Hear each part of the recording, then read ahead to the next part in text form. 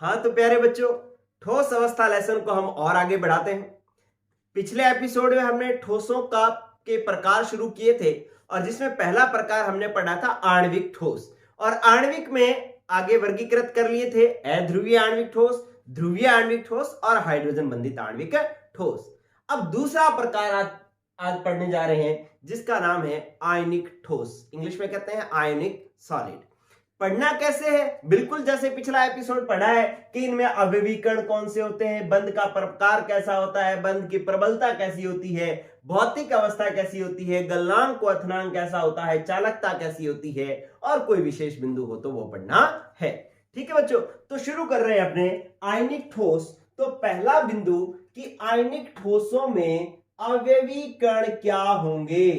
अवयवीकरण क्या होंगे बच्चों? मुझे कमेंट करके बताना कि आयनिक ठोस नाम समझ करके आपको कितने लोगों को पता लग गया कि इसके अवयवीकरण क्या होंगे। पहले से मेरे से जिसको पता लग गया था वो कमेंट करना, लेकिन मैं बता रहा हूं कि आयनिक ठोस तो अवयवीकरण क्या हो गए? क्या हो गए? आयन। क्या हो गए? आयन। वो आयन क्या हो सकते हैं? वो धनायन हो सकते हैं, वो ऋणायन हो सकते हैं। पॉजिटिव प्लस वीई का मतलब होता है पॉजिटिव और नेगेटिव आयन हो सकते हैं, धनायन और ऋणायन हो सकते हैं। ठीक है, तो अगर मैं इनके उदाहरण लिखूंगा तो मैं क्या लिखूंगा? मैंने लिखा NaCl।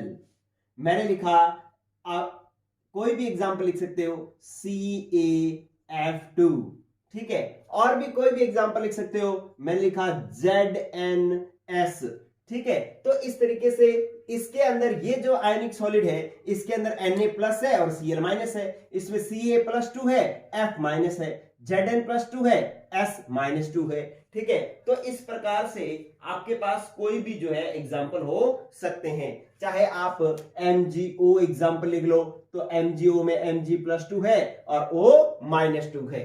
ठीक है, तो ये इसके एग्जांपल हो जाएंगे जो इसके अवयवीकरण होंगे, आयंस होंगे इसके अवयवीकरण।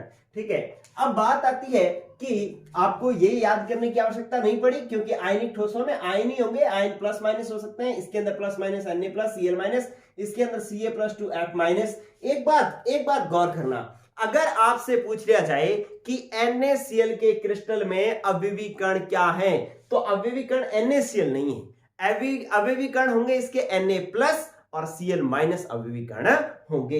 इसके अंदर Ca+2 और F माइनस जो है अवयवीकरण होंगे, Zn+2 और S -2 अवयवीकरण होंगे। तो ये बात आप ध्यान रखना क्योंकि अवयवीकरण आयन होंगे। क्लियर? अब दूसरी बात करते हैं अपने क्या कि ये हमने एक पॉइंट जान लिया। अब दूसरा पॉइंट देखते हैं क्या कि भाई बंध किस प्रकार का पाया जाता है। अरे बच्चों, आप फिजिक्स में पढ़ते आ रहे हो, केमिस्ट्री में भी 11th से पढ़ते आ रहे हो कि समान आवेश एक दूसरे को प्रतिकर्षित करते हैं। प्लस प्लस एक दूसरे को क्या करेगा? प्रतिकर्षित। माइनस माइनस एक दूसरे को क्या करेगा? प्रतिकर्षित। और प्लस माइनस एक दूसरे को क्या करेगा? आकर्षित। ठीक है, तो समान आवेश एक दूसरे को प्रतिकर्षित करते हैं और असमान आवेश एक दूसरे को आकर्षित करते हैं। ये जो प्रतिकर्षण और आकर्षण बल होता है ना, इस प्रतिकर्षण और आकर्षण बल को हम कौन सा बल कहते हैं? हम कहते हैं इस बल का नाम होता है कुलाम्बिक बल। क्या नाम होता है? या तो हम इसको कुलाम्बिक बल कहते हैं या फिर हम इसको कहते हैं स्थिर वैद्युत आकर्षण बल। जैसे विपरीत आवेशित आयनों में स्थिर वैद्युत आकर्षण बल होगा और समान आवेशित आयनों में स्थिर वैद्युत प्रतिकर्षण बल होगा। ठीक है, ये बल होता कौन सा है कि कोई भी एक प्लस दूसरे माइनस को जिस बल से एक दूसरे को आकर्षित करते हैं, इन दोनों में आपस में जिस बल का आकर्षण होता है उसी को ही अपने कुलाम्बिक बल या स्थिर वैद्युत आकर्षण बल कहते हैं। ठीक है, और ये प्रतिकर्षण भी हो सकता है, लेकिन हमें यहां पर तो आयनों को बांधना है तो हम विपरीत आवेशित आयनों की ही बात करेंगे। तो इस बल का नाम आप याद कर लो। हम पढ़ते तो आ रहे हैं लेकिन उस बल का नाम कभी नहीं सुना, तो उस बल का नाम होता है स्थिर वैद्युत आकर्षण बल या फिर कुलाम्बिक बल इसका नाम होता है। ठीक है बच्चों, तो ये बात आपको बढ़िया जानने को मिली। चलिए, अब ये जो बल होता है ना, वो आकर्षण बल इस प्रकार से होता है कि एक प्लस अपने तीनों विमाओं में, थ्री डायमेंशन तीनों विमाओं में, मतलब इधर भी इसके कोई ना कोई माइनस होगा, इधर भी इसके कोई ना कोई माइनस होगा, इधर भी इसके कोई ना कोई माइनस होगा, और इधर भी इसके कोई ना कोई माइनस आयन होगा। ठीक है, इसके पीछे की साइड जो है यहां पर भी कोई माइनस होगा, और इसके आगे की साइड भी कोई ना कोई माइनस होगा। ठीक है, तो ये तीनों विमाओं में, तीनों या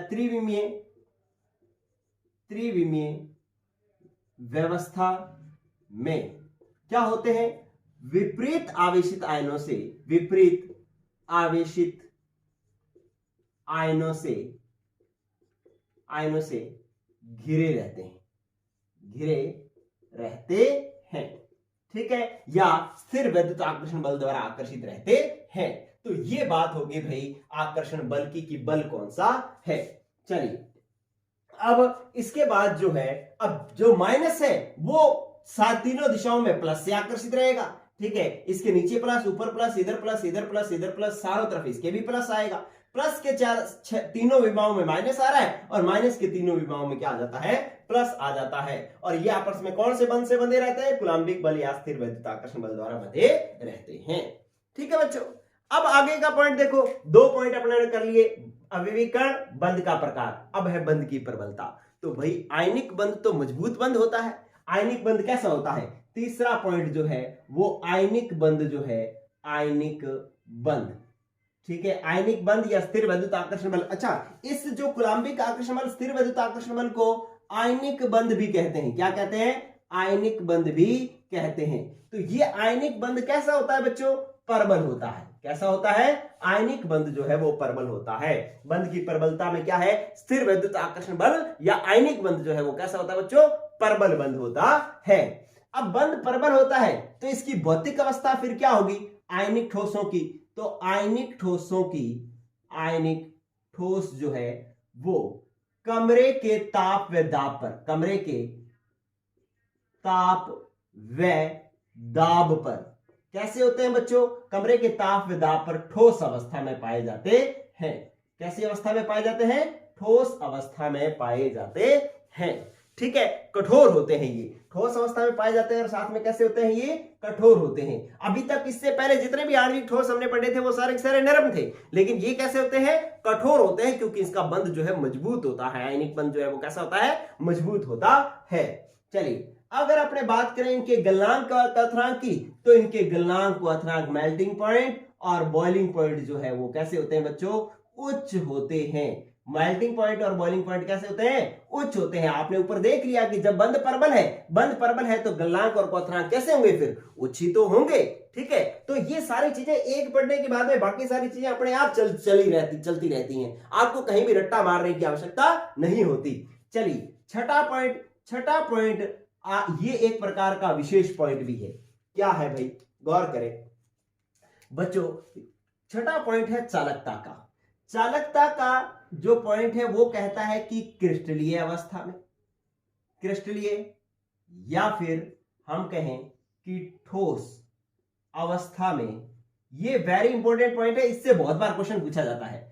ये या आयनिक ठोस अवस्था में, आयनिक ठोस जो है, आयनिक ठोस विद्युत के क्या होते हैं, विद्युत के कुचालक होते हैं। कैसे होते हैं बच्चों, विद्युत के कुचालक होते हैं।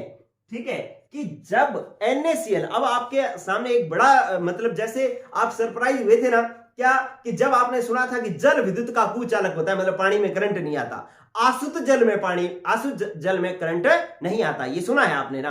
तो उस समय एक बार आपको झटका लगा होगा कि यार पानी में तो करंट आता ही है, लेकिन नहीं, आसुत जल में नहीं आता। लेकिन उसी तरीके से अब फिर आपको एक बार झटका लगेगा कि यार NaCl तो विद्युत का चालक होना चाहिए, लेकिन ये क्या है, जब ये ठोस अवस्था में होगा, क्रिस्टलीय अवस्था में होगा, तब ये विद्युत का चालक नहीं होगा।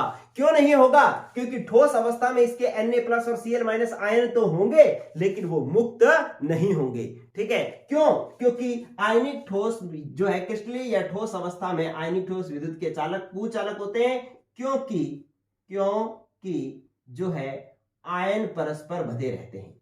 आयन परस्पर कैसे रहते हैं, बंधे हुए रहते हैं, बंधे रहते हैं।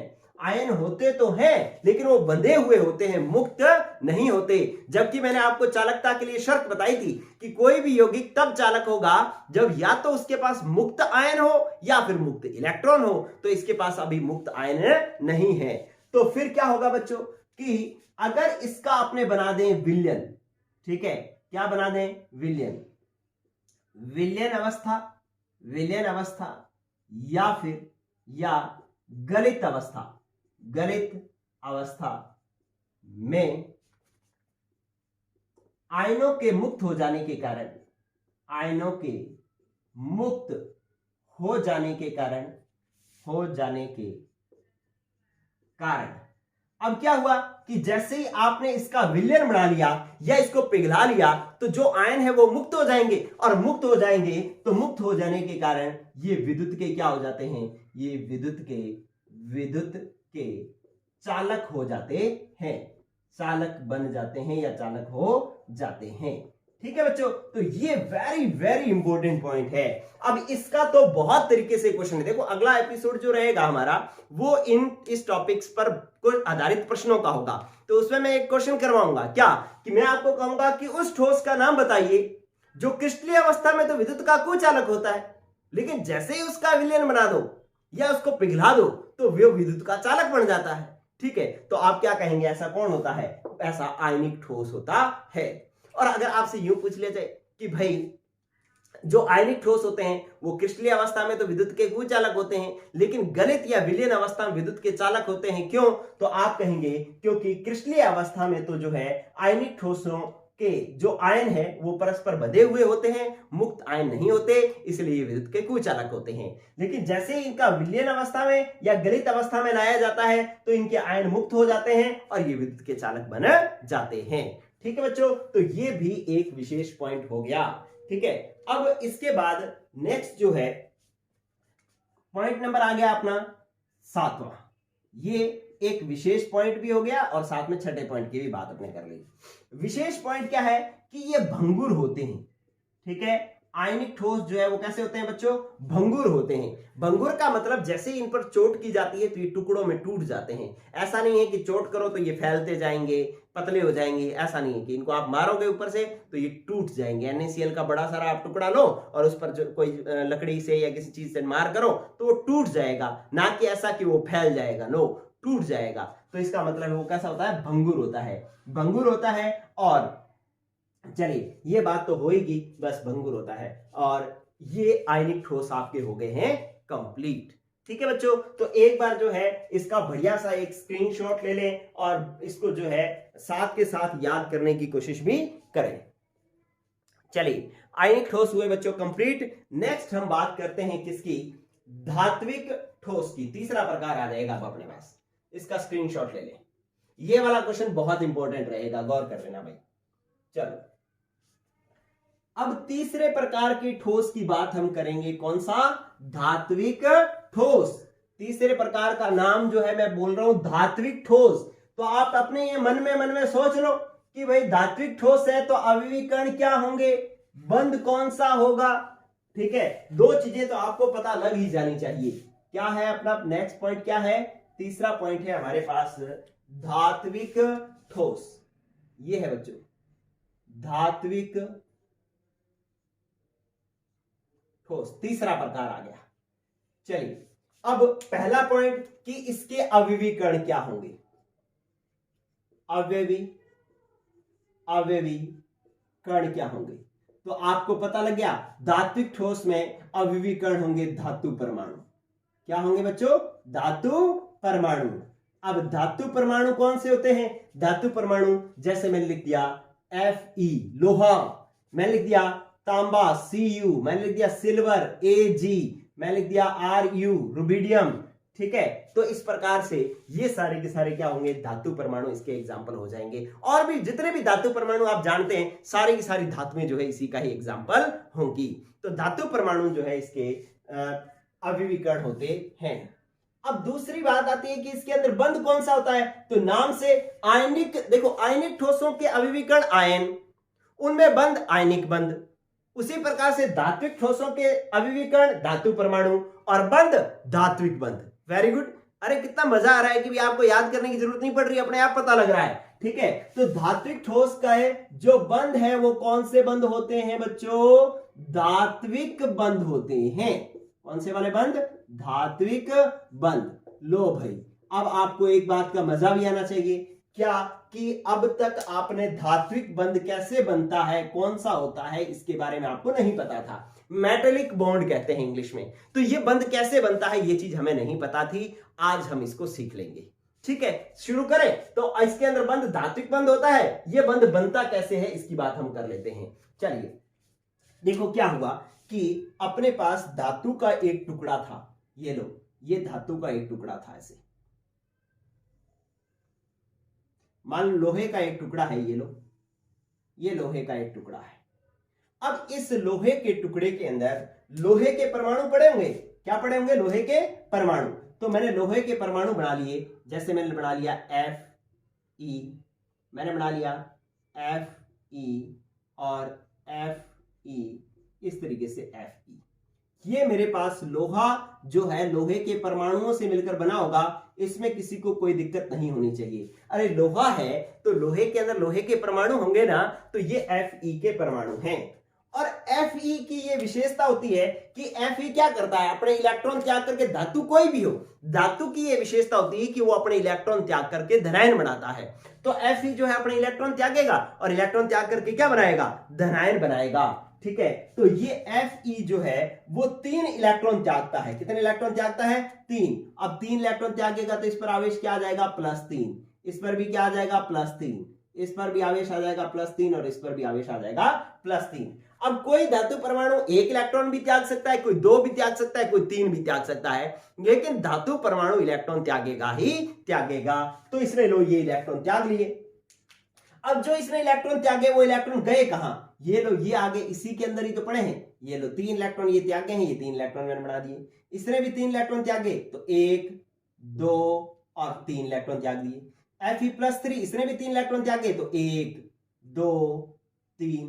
ठीक है, इसी प्रकार से ये भी Fe+3 है, +3 का मतलब 3 इलेक्ट्रॉन त्यागे हैं, तो ये लो 1 2 और 3, तो इसने भी 3 इलेक्ट्रॉन त्याग दिए। अब इस चीज को गौर से देखो, मैं आपको क्या सिखा रहा हूं कि धात्विक बंध कैसे बनता है। अब आप अगर इस चीज को गौर से देखो तो आप समझोगे कि एक तो इसके अंदर क्या पड़े हैं? धातु धनायन। अरे धातु और उस पर प्लस आवेश है, तो इसको हम क्या कहते हैं? क्या कह रहे हैं? धातु धनायन। तो ये धातु धनायन पड़े हैं किसके अंदर? देखो क्या है, यहां पर बहुत सारे इलेक्ट्रॉन पड़े ना, तो मैं कह रहा हूं इलेक्ट्रॉनों के समुद्र में। किस में पड़े हैं? इलेक्ट्रॉनों के समुद्र में। ये तो इस प्रकार से ही हो गया ना कि ये देखो Fe के धनायन, धातु धनायन जो है वो इलेक्ट्रॉनों के समुद्र में पड़े हैं। और ये इलेक्ट्रॉन कैसे हैं? ये इलेक्ट्रॉन मुक्त हैं, इसलिए ये गतिशील इलेक्ट्रॉन है। ये कैसे इलेक्ट्रॉन है? गतिशील इलेक्ट्रॉन है। तो ये गतिशील इलेक्ट्रॉनों के समुद्र में धातु धनायन पड़े हैं। अब इलेक्ट्रॉनों पर माइनस आवेश और धातु धनायन पर प्लस आवेश। अब इन दोनों में जो बंध बन जाएगा आपस में, विपरीत आवेशों के कारण इनमें जो बंध बन जाएगा, इस बंध को हम कौन से वाला बंध कहेंगे बच्चों? धात्विक बंध कहेंगे। तो इस प्रकार से धात्विक बंध का निर्माण होता है। समझ में आई बात? कितना मजेदार था कि धात्विक बंध का निर्माण कैसे हुआ? धातु का टुकड़ा था, अब धातु के टुकड़े में धातु के परमाणु थे। अब धातु के परमाणु की यह विशेषता है कि वो तो इलेक्ट्रॉन त्यागता है, तो इसने इलेक्ट्रॉन त्यागे, इसने त्यागे, इसने त्यागे, तो बीच में जो है ना इलेक्ट्रॉनों का एक समुद्र बन गया जिसमें बहुत सारे इलेक्ट्रॉन गतिशील हैं। ठीक है, अब इलेक्ट्रॉनों पर माइनस आवेश और धातु परमाणु पर धनावेश, तो प्लस और माइनस एक दूसरे आपस में जकड़े रहते हैं और इसी बंध को हम धात्विक बंध कहते हैं। ठीक है बच्चों, तो इस प्रकार से धात्विक बंध का निर्माण होता है। क्लियर हुई बात? चलिए, तो आज आपने एक और इंटरेस्टिंग बात सीख ली कि धात्विक बंध किस प्रकार से बनता है।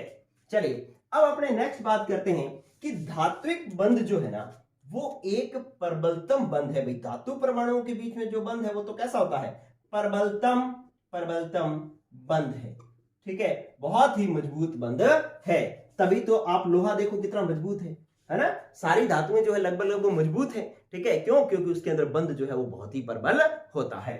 चलिए, तो तीसरा पॉइंट भी हो गया कि बंध का प्रकार धात्विक बंध, अविवीकरण, धातु परमाणु, बंध का प्रकार धात्विक बंध, बंध की प्रबलता कैसी है? प्रबलतम बंध है, और भौतिक अवस्था। चौथा पॉइंट, भौतिक अवस्था बता दो कैसी होगी? कमरे के ताप पर कैसे होंगे? ये कमरे के ताप पर ये होंगे ठोस अवस्था में होंगे। और कैसे होंगे? कठोर होंगे। तो इस प्रकार से भौतिक अवस्था कमरे के ताप व दाब पर ये ठोस अवस्था में पाए जाएंगे। चलिए फिर इनके गलनांक व अथरांक की बात करें तो गलनांक व अथरांक इसके जो है वो क्या होते हैं? उच्च होते हैं। मेल्टिंग पॉइंट और बॉइलिंग पॉइंट जो है इसके क्या होते हैं? उच्च होते हैं। किससे उच्च होते हैं? आयनिक ठोसों से भी इसके गलनांक व अथरांक जो है वो उच्च होते हैं। ठीक है, तो साधारण रूप से उच्च होते हैं और जो आपके पास इसके बाद जो ठोस आएंगे उसके गलनांक व अथरांक सबसे ज्यादा होंगे सहसंयोजक ठोस के। ठीक है, तो इसके गलनांक व अथरांक जो है साधारण उच्च होते हैं। इसको क्या लिखेंगे अपने कि साधारण उच्च होते हैं गलनांक व अथरांक। चलिए अब क्यों उच्च होते हैं? क्योंकि आपने पढ़ लिया कि बंध कैसा है? परबलतम बंध है, इसलिए गलनांक व अथरांक तो उच्च होगा ही। अब लोहे को पिघलाओगे तो भाई ताप तो ज्यादा लगेगा ही, इसका मतलब है इसके गलनांक व अथरांक कैसे होते हैं? उच्च होते हैं। छठा पॉइंट देखो कि विद्युत की चालकता। चलिए बच्चों अब इसका क्वेश्चन मैं आपसे पूछता हूं, मुझे आंसर दो, फटाफट आंसर दो। क्या कि भाई इसके अंदर कोई भी पदार्थ विद्युत का चालक कब होता है? जब उसके अंदर मुक्त आयन या मुक्त इलेक्ट्रॉन हो। आपको इसके अंदर क्या दिखाई दे रहा है? अरे बताओ क्या दिखाई दे रहा है? मुक्त इलेक्ट्रॉन दिखाई दे रहे हैं ना, ये वाले मुक्त इलेक्ट्रॉन। ये देखो इलेक्ट्रॉनों का समुद्र है और ये इलेक्ट्रॉन गतिशील है, मुक्त है। ठीक है, तो इन इलेक्ट्रॉनों के कारण ये क्या होंगे? विद्युत के चालक होंगे।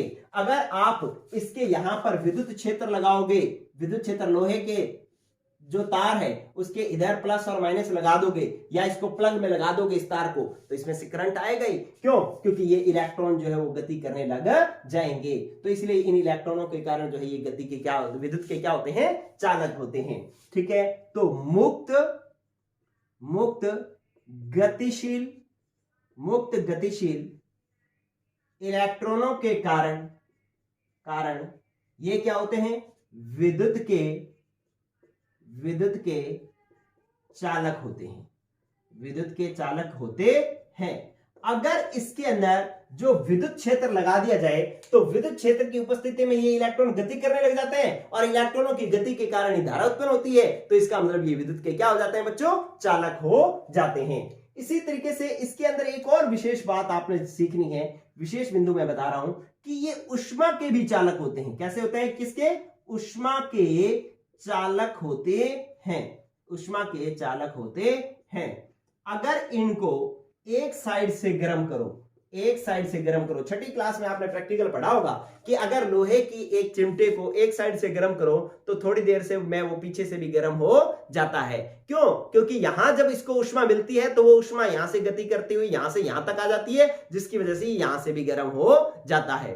अब ये भी ऊष्मा के चालक होता है। ये भी किसके कारण होता है? मुक्त इलेक्ट्रॉनों के कारण होता है। ठीक है, मुक्त इलेक्ट्रॉनों के कारण होता है। अगर आपको पूछ लिया जाए कि भाई धातु को अगर एक जगह से गर्म किया जाए तो उसमें ताप जो है वो सभी पूरे क्रिस्टल में समान रूप से फैल जाता है। क्यों? अरे किसी लोहे को अगर आपने यहां से गर्म करो, तवे को आप नीचे से एक जगह से गर्म करते हो लेकिन वो तवा चारों तरफ से गर्म हो जाता है बराबर बराबर।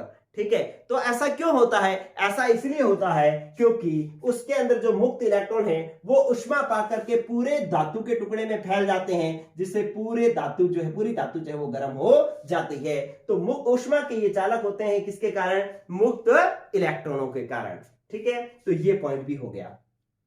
चलिए अब एक बात और आप समझ लें, विशेष बिंदु और समझ लें, क्या कि इनमें विशेष चमक व रंग होता है। धातुओं में एक विशेष चमक होती है और उनका एक कोई ना कोई विशेष रंग होता है। अलग अलग धातुओं का अलग अलग रंग होता है। चलिए फिर एक बात और समझ लें कि इनकी तनन सामर्थ्य उच्च होती है। तनन कैसे लिखेंगे? तनन सामर्थ्य जो है, तनन सामर्थ्य क्या होती है? उच्च होती है। अब तनन सामर्थ्य उच्च होने का मतलब क्या होता है बच्चों? कि इनको छोटे से टुकड़े का एक लंबा तार खींचा जा सकता है। ये खींच सकते हैं। खींच का मतलब ऐसे नहीं है कि भाई लोहे को आपने पकड़ कर कैसे खींचा तो नहीं खींच जाएंगे। नो, इनको पिघला करके अगर इनको ऐसे जो है वो इसको पतला किया जाए तो ये बिल्कुल पतले होकर के एक लंबी तार बन सकती है। तो इसका मतलब इसकी तनन सामर्थ्य उच्च होती है। और सीबीएसई से जिसने 10वीं क्लास करी है उसने तो पढ़ा भी होगा कि 1 ग्राम सोने से 2 किलोमीटर लंबी तार खींची जा सकती है। 1 ग्राम सोने से 2 किलोमीटर लंबी तार खींची जा सकती है। तो मतलब देखो, सोना एक धातु है और धातु के अंदर तनन सामर्थ्य इतनी है कि एक लंबा तार जो है इसका खींचा जा सकता है। ठीक है, तो तनन सामर्थ्य इनकी उच्च होती है। एक चीज और देखें कि इसके अंदर जो है इसकी आघात वर्धन्यता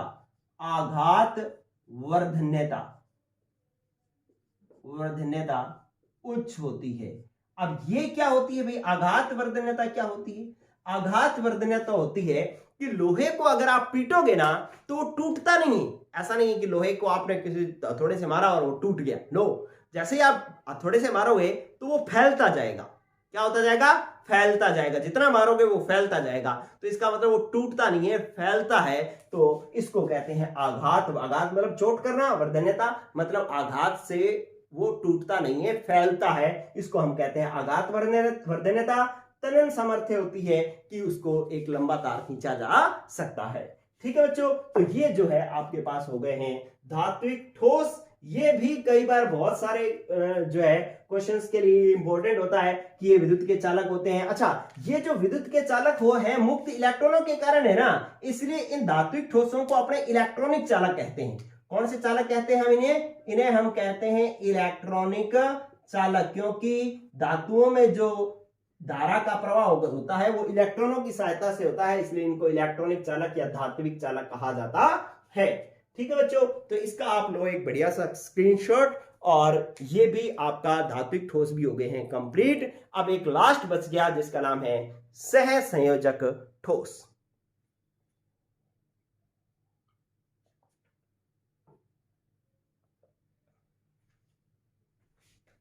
चलिए इसको मैं साफ कर देता हूं। स्क्रीनशॉट ले लिया होगा आपने। चलो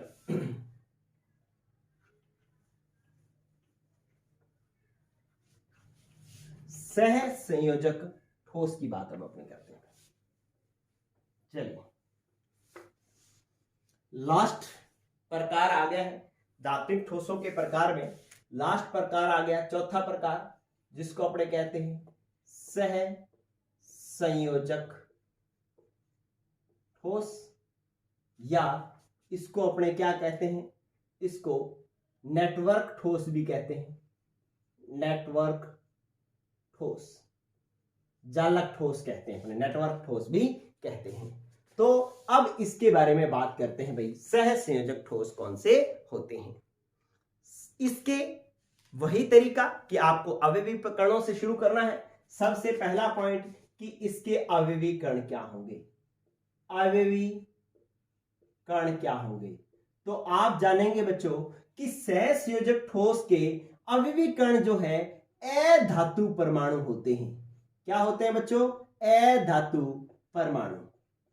ठीक है, अधातु परमाणु या अणु भी हो सकते हैं। जैसे अधातु परमाणु या अणु का मतलब क्या हो गया कि जैसे मैंने लिखा सी, कार्बन, हीरा। ठीक है, ये इसका एग्जाम्पल हो सकता है। कार्बन, ग्रेफाइट इसका एग्जाम्पल हो सकता है। ठीक है, silicon carbide, SiC, silicon carbide हो सकता है। एल्यूमिनियम नाइट्राइड हो सकता है। ठीक है, तो ये इसके एग्जाम्पल हो सकते हैं कि जो अधातु परमाणु मुख्य रूप से क्या होते हैं कि सहसंयोजक ठोस होते हैं। क्यों सहसंयोजक ठोस होते हैं? क्योंकि इनके अंदर जो बंध पाया जाता है ना, वो कौन सा बंध पाया जाता है? सहसंयोजक बंध पाया जाता है। सहसंयोजक बंध पाया जाता है। बिल्कुल बढ़िया बात है भाई, सहसंयोजक ठोसों में सहसंयोजक बंध पाया जाता है। लेकिन ये जो सहसंयोजक बंध होता है वो त्रिविम जालक के रूप में होता है।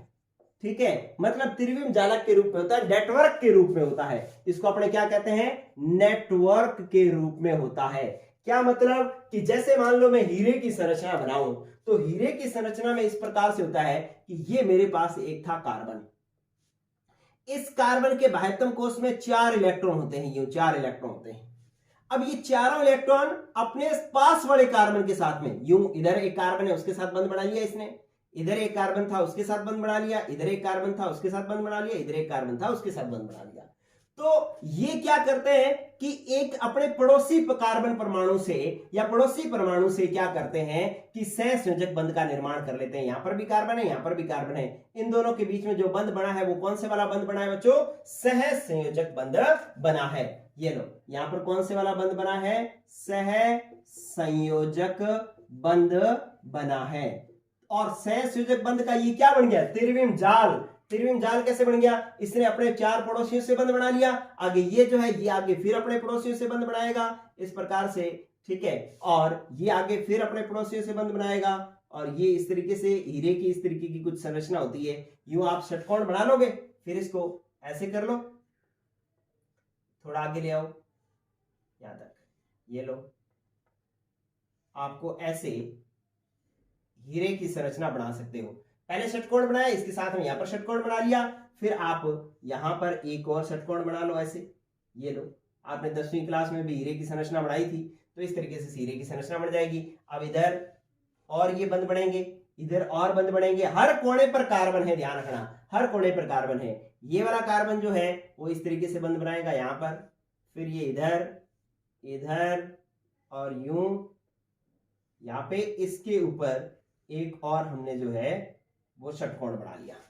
अब ये षटकोण आगे फिर इस तरीके से और बंध बनाएगा, तो यूं आगे हीरे की संरचना जो है आगे बढ़ती जाएगी। ठीक है, 10वीं क्लास में आपने बढ़ाई हुई है ये हीरे की संरचना, इसलिए मैंने इस पर ज्यादा जोर नहीं डाला। तो आप देखेंगे कि इस प्रकार से एक कार्बन परमाणु कार्बन 14वें वर्ग का होता है, इसके बाह्यतम कोश में 4 इलेक्ट्रॉन होते हैं। ये चारों इलेक्ट्रॉन जो है अपने पड़ोसी कार्बन परमाणु के साथ में सहसंयोजक बंध बना लेता है। हर कार्बन ने 4-4 बंध बनाए हैं, ये बाकियों के दिखाई नहीं दे रहे हैं, लेकिन इसके हमने एक के दिखा दिए, सबके ऐसे ही हैं, लेकिन वो पीछे हैं, कोई आगे हैं, तो सबको हम दिखा नहीं रहे, एक को हमने दिखा दिया।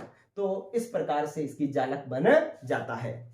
अब इसकी बंध की प्रबलता की अगर अपने बात करें तो तीसरा पॉइंट देखें बच्चों, तीसरा पॉइंट ये है कि ये जो है ना सहसंयोजक बंधों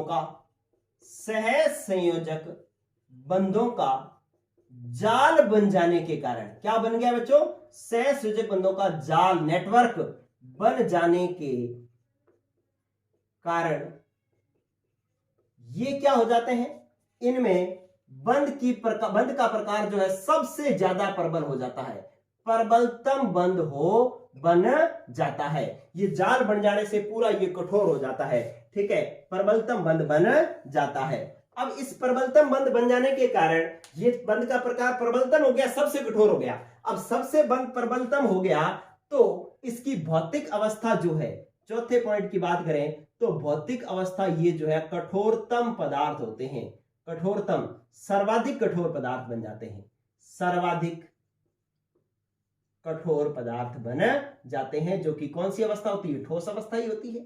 अब हीरा देखो इतना ज्यादा कठोर हो जाता है, हीरा, सिलिकॉन कार्बाइड, ये इतने ज्यादा कठोर हो जाते हैं कि भाई इसका उपयोग पहाड़ों को, चट्टानों को काटने में किया जाता है, इतने कठोर हो जाते हैं ये, ठीक है। तो सब सर्वाधिक कठोर हो जाते हैं और ठोस तो ये होते ही हैं। तो भौतिक अवस्था के बारे में ये हो गया कि सर्वाधिक कठोर होते हैं या सर्वाधिक जो है मजबूत होते हैं, जिससे जो है ये दूसरों के पर जो चट्टाने हैं उनको भी काटने में ये काम में आता है। चलिए फिर इनके गलनांक क्वथनांक की बात करें तो इनका गलनांक क्वथनांक जो है सर्वोच्च होता है, सबसे ज्यादा। हीरा जो है वो सबसे ज्यादा गलनांक वाला पदार्थ है, इसका बहुत ज्यादा गलनांक होता है, बहुत ज्यादा टेम्परेचर देने की जरूरत पड़ती है इसको पिघलाने के लिए, और इनको टेम्परेचर इतना चाहिए होता है कि ये पिघलते बाद में है, पहले टूटने लग जाते हैं इतना टेम्परेचर लेकर के, ठीक है ना। तो ये बहुत ही ज्यादा टेम्परेचर चाहिए होता है इनको पिघलाने के लिए, तो इनका गलनांक क्वथनांक बहुत उच्च होता है। अब ये सबसे मजबूत, सबसे प्रबल बंध, सबसे कठोर, सबसे ज्यादा गलनांक क्वथनांक, ये सारी बातें इसकी हो जाती हैं, ठीक है। अब बात आती है चालकता की, तो चालकता के अंदर ये क्या होते हैं, जैसे हीरा है, ये कैसा है बच्चों? विद्युत का कुचालक होता है, विद्युत का कुचालक होता है। सारे विद्युत के कुचालक होते हैं ये जरूरी नहीं है, लेकिन हीरा विद्युत का कुचालक होता है। क्यों कुचालक होता है? क्योंकि कार्बन के पास 4 ही इलेक्ट्रॉन होते हैं, वो 4 इलेक्ट्रॉन पास वाले कार्बन के साथ बंध बना लेते हैं, तो इसके पास मुक्त इलेक्ट्रॉन तो कोई होता नहीं है। मुक्त इलेक्ट्रॉन नहीं होता तो ये विद्युत का चालन भी नहीं करते, तो ये विद्युत के क्या होते हैं? कुचालक होते हैं हीरा। लेकिन इसी का एक प्रकार होगा जो विद्युत का चालक होगा, ठीक है। तो ये बात होगी भाई, विद्युत के कुचालक होते हैं। चलिए अब इसके बाद इसका जो विशेष बिंदु है, वो विशेष बिंदु है इसका ग्रेफाइट। वो ग्रेफाइट मैं अलग से बताता हूं, लेकिन पहले जो है वो आप क्या करो, इतने का स्क्रीनशॉट ले लो, क्योंकि इतने का जो है अभी मेरे को ग्रेफाइट के लिए पूरी जगह चाहिए, ठीक है। तो आपने इसको समझ लिया, इसका ले ले स्क्रीनशॉट। ग्रेफाइट अपने बताता हूं मैं अभी, ले लो स्क्रीनशॉट।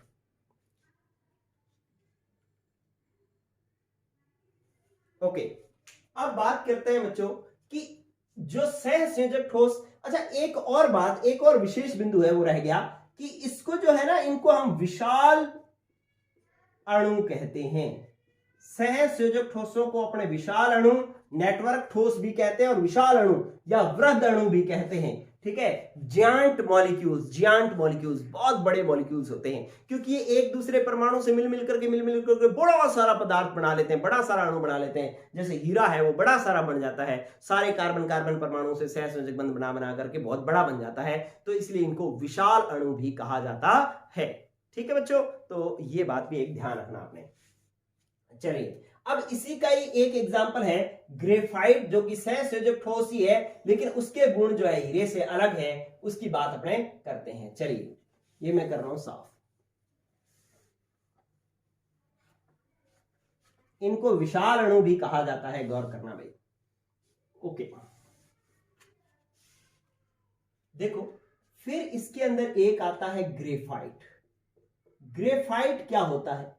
ग्रेफाइट जो पेंसिल होती है हमारी, उसकी पेंसिल की जो नोक होती है, उसको अगर आप इसको थोड़ा घिस करके ऐसे ऐसे करके देखो, एक तो वो बहुत चिकना होता है, मुलायम होता है, ठीक है। और एक अगर उस पेंसिल की नोक को एक तरफ अपने प्लग में लगा करके लाइट बटन ऑन करके दूसरी तरफ हाथ लगाएंगे ना, तो हमें करंट आएगा, लगा मत लेना, ठीक है। करंट आएगा उसके अंदर। इसका मतलब जो ग्रेफाइट होता है वो विद्युत का चालक भी होता है, ठीक है। तो अब बात आती है कि ग्रेफाइट विद्युत का चालक क्यों होता है। ये है तो एक प्रकार का सहसंयोजक ठोस, नेटवर्क ठोस ही है, लेकिन फिर भी ये विद्युत का चालक क्यों होता है? अब हीरा जो था वो तो विद्युत का चालक, कुचालक था, ये विद्युत का चालक होता है। और एक ये मुलायम होता है, हीरा बहुत ज्यादा कठोर होता है। अब ऐसा क्यों? ये इसका कारण है इसकी विशेष प्रकार की संरचना। और इसकी संरचना किस प्रकार से होती है, गौर करना बच्चों। इस प्रकार से होती है कि यूं कार्बन, इसकी परतीय संरचना होती है। एक कार्बन, कार्बन के बाह्यतम कोश में मैंने कितने इलेक्ट्रॉन बताए? 4। 4 में से इसमें तो क्या होता है कि ये जो 3 इलेक्ट्रॉन होते हैं वो तो 3 तो बना लेते हैं इस प्रकार से बंध,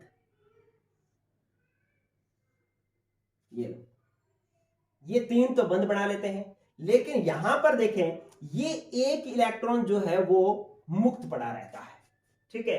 ये इलेक्ट्रॉन भी आगे फिर बंध बना लेते हैं इस प्रकार से, ये लो, ये बंध बन गया, ये बंध बन गया, इस प्रकार से यूं बंध बना लेते हैं, ये लो, ये षटकोणीय परतीय संरचना बन रही है। क्या बना है? ये षटकोणीय परतीय संरचना बनी है। अब इसी के नीचे और षटकोणीय परतीय संरचना बन जाएगी, आगे और चलेगा, ये इस प्रकार से और चला दो भले। इसी तरीके से इसके नीचे और परतीय संरचना बना लो, ऐसे कि ये कार्बन, इसका एक इलेक्ट्रॉन मुक्त है और ये इस तरीके से 3 इलेक्ट्रॉन से इस प्रकार से बंध बना लेता है, यूं, ये लो।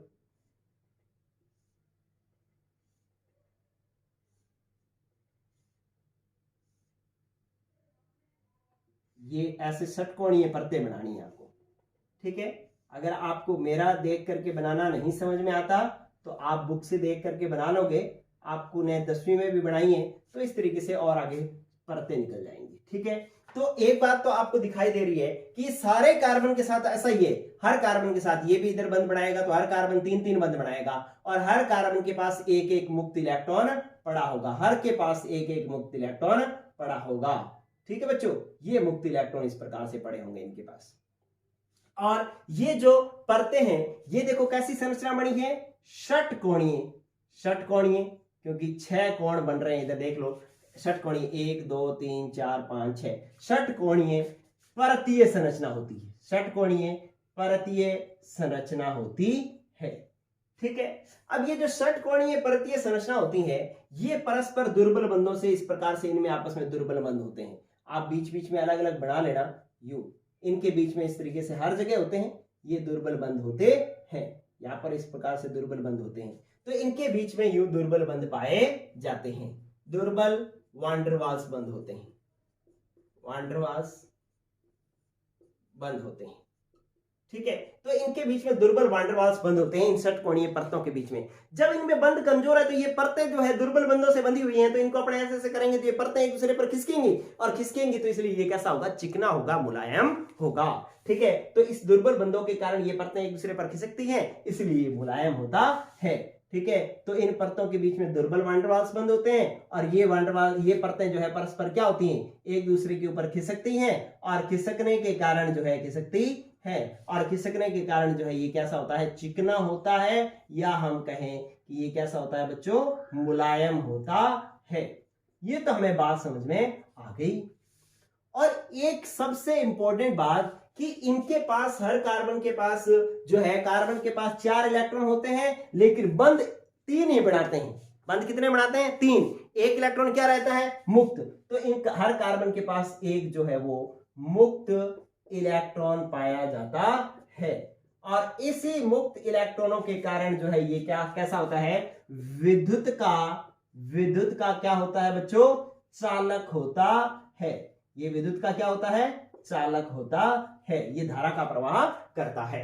अब विद्युत का चालक हो गया किसके कारण, मुक्त इलेक्ट्रॉन के कारण। और मैंने आपको शर्त बताई थी कि या तो मुक्त आयन होना चाहिए या मुक्त इलेक्ट्रॉन होना चाहिए, तो इसके पास मुक्त इलेक्ट्रॉन है, और मुक्त इलेक्ट्रॉन के कारण ये धारा प्रवाह कर रहा है, तो इसलिए हम इसको कौन से वाला चालक कहेंगे, इलेक्ट्रॉनिक चालक कहेंगे, क्योंकि इसके अंदर धारा का प्रवाह इलेक्ट्रॉन की सहायता से हो रहा है, तो इसको हम इलेक्ट्रॉनिक चालक कहते हैं। जबकि कार्बन क्या होता है, एक कार्बन एक अधातु परमाणु है। कार्बन क्या है, अधातु परमाणु है। तो कंपटीशन का एक बढ़िया क्वेश्चन बन जाता है, सामान्यतः जो धातुएं होती है ना, जैसे तांबा, लोहा, चांदी, ये लोग इलेक्ट्रॉनों की सहायता से धारा प्रवाह करते होते हैं, इसलिए जो इलेक्ट्रॉनिक चालक होते हैं वो धातुएं होती हैं। लेकिन ग्रेफाइट एक अधातु है जो इलेक्ट्रॉनिक चालक है। अधातु सामान्यतः आयनिक चालक होते हैं, अधातु आयनों की सहायता से धारा का प्रवाह करते होते हैं, अगर कोई करता है तो। लेकिन ये ऐसा ग्रेफाइट ऐसा अधातु है जो इलेक्ट्रॉन की सहायता से धारा का प्रवाह कर रहा है, ये एक इलेक्ट्रॉनिक चालक है। अगर आपसे कोई प्रश्न पूछ ले, कोई किसी अधात्विक इलेक्ट्रॉनिक चालक का नाम बताओ, तो ग्रेफाइट। अगर धात्विक इलेक्ट्रॉनिक चालक का नाम बताओ, तो धात्विक इलेक्ट्रॉनिक चालक तो सारे ही है, तांबा, लोहा, चांदी, सोना सारे ही है। लेकिन अधात्विक इलेक्ट्रॉनिक चालक जो है वो सिर्फ कौन है, ग्रेफाइट है। इसलिए ये क्वेश्चन भी जो है हमारे लिए क्या होगा, इंपॉर्टेंट होगा। ठीक है बच्चों, तो इस प्रकार से सहसंयोजक ठोस भी हुए कंप्लीट, हीरे की संरचना कंप्लीट होगी, ग्रेफाइट की संरचना कंप्लीट हो गई। ठीक है, तो इस प्रकार से सारे ठोसों के प्रकार हो गए हैं कंप्लीट। अब हमने क्या करने हैं, अब हमने इस पर आधारित करने हैं क्वेश्चन। ठीक है, तो अगले एपिसोड में मैं इसके क्वेश्चंस करवाऊंगा, जो पीछे बुक के बीच में, लेसन के बीच में कहीं भी क्वेश्चन दे रखे हैं, तो वो मैं 5-7 क्वेश्चन है वो मैं आपको अगले एपिसोड में सॉल्व करवाऊंगा। आज के लिए इतना ही, पढ़ते रहें। Good luck, good bye.